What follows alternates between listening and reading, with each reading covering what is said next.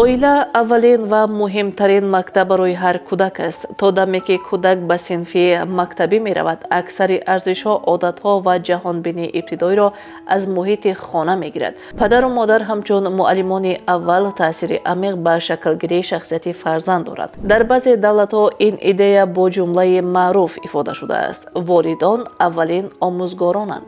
Дар шарқи мо низ бузургони тарбия ба монанди Ибни Сино ва дигарон таъкид карданд ки тарбияи хонаводагӣ аз ҳамаи мадрасаҳо муҳимтар аст.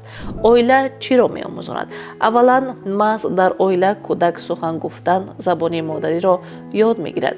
Сониян, ахлоқҳои аввалин: ростгӯӣ, адаб, меҳнатдӯстӣ, муҳаббат ба наздиконро аз рафтори рӯзмарраи падару модар меомӯзад.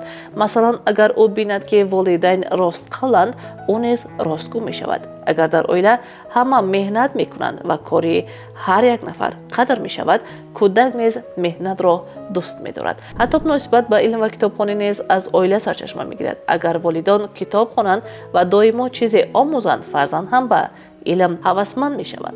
Волидайн бояд аз ин масъулият огоҳ бошад ва фазои хонаводашонро тавре созанд ки барои кӯдак беҳтарин мактаб шавад.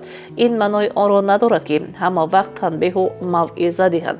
баръакс, мисолҳои амалии ҳаррӯза ва муҳити пур аз муҳаббату низом беҳтарин устоданд. Якҷоя хӯрок хӯрдан бо оилаи худ, суҳбат кардан дар бораи рӯйдодҳои рӯз, иҷрои анъанаҳои хурди хонаводагӣ, масалан шомгоҳон афсона гуфтан ё рӯзҳои истироҳат бо ҳам сайр кардан. Ҳамаи инҳо дар қалби кӯдак нақш мебанданд ва ӯро ҳамчун инсони комил омода месозанд. дар ҳақиқат мактаби аввалини ҳаёт ин оила аст ва муваффақияти бисёре аз афроди барҷаста низ маҳсули ҳамин мактаб мебошад. дӯстони гиромӣ, оё шумо ин таҷрибаҳоро анҷом медиҳед? шарҳи худро дар комментария ба мо ирсол намоед. Сарпарасти барномаи мо ширкати Линдавид мебошад.